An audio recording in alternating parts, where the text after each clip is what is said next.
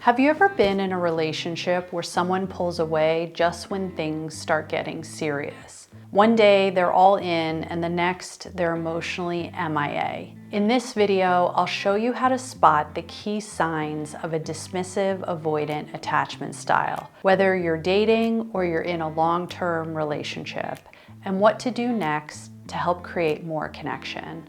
Attachment styles play a huge role in relationships, but they're rarely talked about. Avoidant attachment in particular can create a cycle of connection and then distance, which can leave you confused and exceptionally frustrated. If you've ever felt like your partner pulls away just when things start getting emotionally intense, keep watching. Or if you tend to date folks where they seem super into you at first and then suddenly need space, this video is for you. And make sure to watch to the end for actionable steps that can actually help you build the connection you really want. Hi, my name is Rose and welcome to the Awakening Relationships channel, where we break down the how-to of secure relationships so you can create the love you want. If that sounds good to you, hit the subscribe button and turn on notifications so you don't miss a thing. All insecure attachment styles develop as a way to protect ourselves. They're not flaws, they're adaptations to emotional pain. Avoidant attachment usually starts in early childhood when caregivers aren't emotionally present enough. So the child learns to rely only on themselves. In some cases, it's the opposite. A parent is overbearing, intrusive, or has no boundaries, making the child withdraw as a way to create much needed space. Either way, the message they receive is closeness isn't safe. Depending on others will only hurt me. So avoidants learn to push people away, not because they don't want love, but because on some level, closeness feels risky.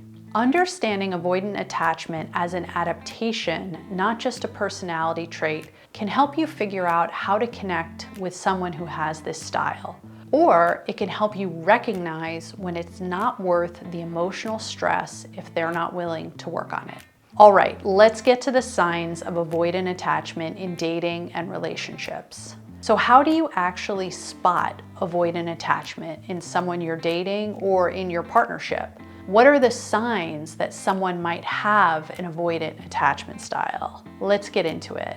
The first sign is discomfort with emotional intimacy. People with avoidant attachment struggle with deep emotional connection, not because they don't want love, but because closeness feels overwhelming or even unsafe. Here's a dating example. You've been seeing someone for a couple of months, and at first things are new and exciting and you feel like they're moving forward. You share stories together, you go on fun dates, and it feels like everything is fine. But the moment you start opening up emotionally, maybe you tell them about a tough time in your life or you express some deeper feelings towards them, they go silent or make a joke or change the subject. They keep it light because emotional intimacy is uncomfortable for them.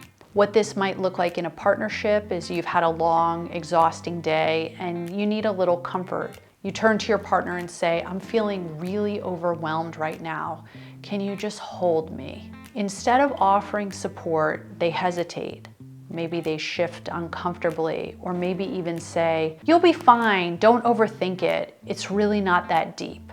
It's not that they don't care. It's that emotional closeness, especially in moments of vulnerability, makes them deeply uncomfortable. They don't know how to respond. So instead of leaning in, they shut down and try to make the feelings go away.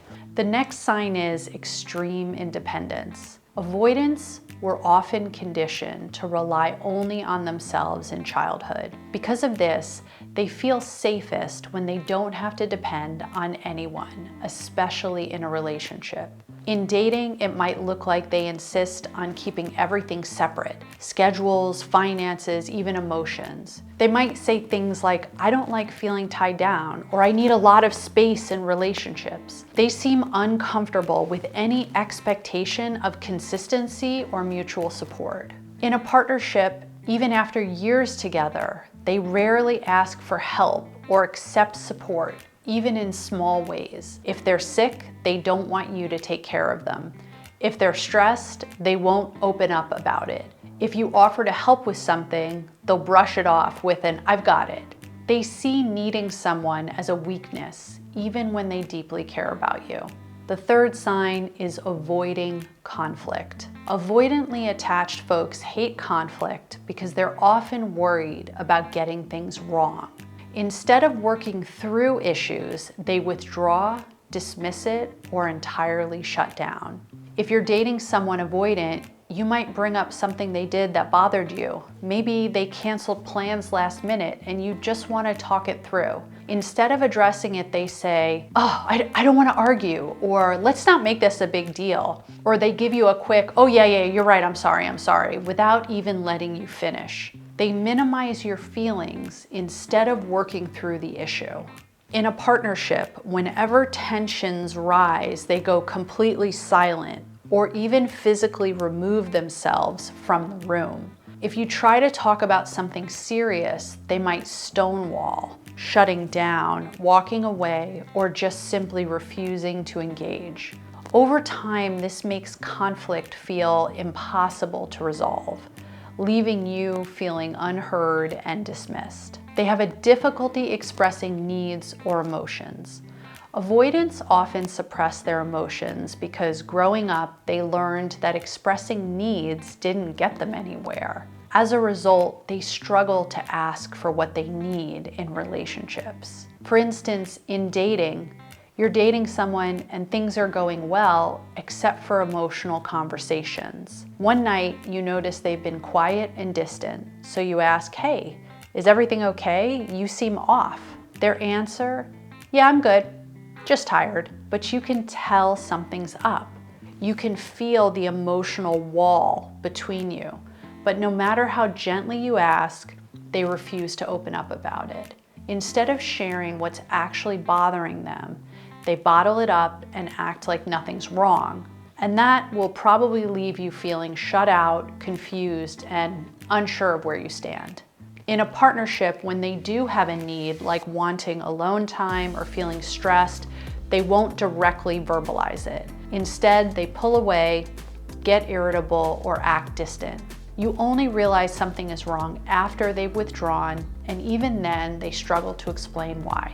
The next sign is feeling overwhelmed by closeness. Deep emotional intimacy feels too much too fast for avoidance, even if they care about you. They instinctively pull back when things get too emotionally intense. In dating, let's say things are going great, you're texting all the time, you're going on dates, and you feel like they're really into you.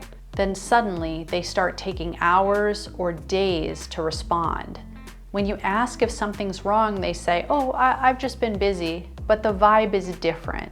This is often the avoidant panic kicking in after too much emotional closeness. In a partnership, after a really connected moment, like a deep conversation or a weekend together, or even just an intimate night, they withdraw. Maybe they get quiet, they start scrolling on their phone, or they suddenly need a lot of alone time. It's confusing because nothing bad happened, but their system is reacting to too much closeness as if it's a threat.